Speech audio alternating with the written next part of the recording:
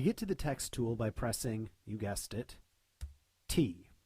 In order to use the text tool, you just click and then type whatever you want. If it's not showing up, it's entirely possible that you're typing in the same color that the background is.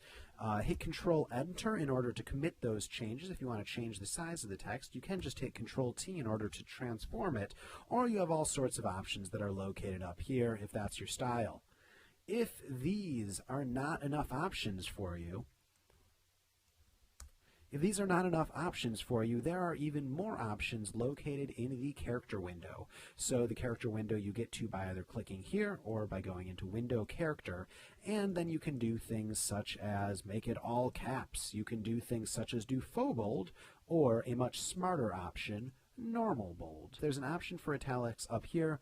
Always do it over the option over here. So there's all sorts of typography options that you can play with in that window, and I suggest you do.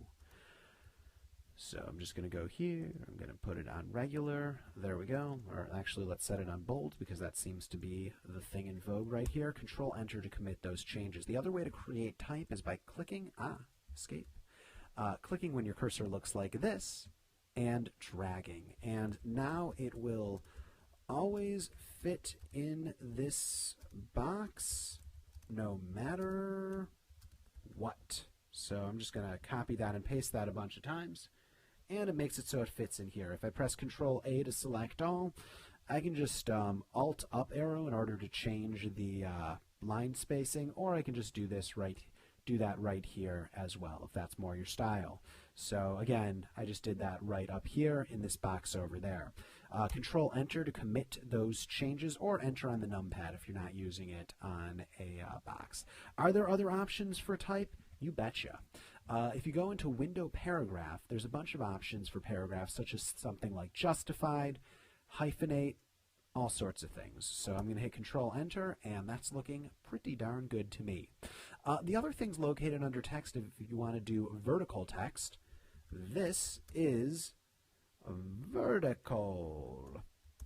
I'm going to hit Control T, and that's a way to do vertical text right there. Notably, there's a lot more options inside of Illustrator, but this is good for basics. If you want to create a selection in the thing of text, here is selection from text. So now you have a selection that's in the shape of those letters. I can't say I've ever used this option, but if you want a horizontal type mask tool or a vertical type mask tool, they're located right there.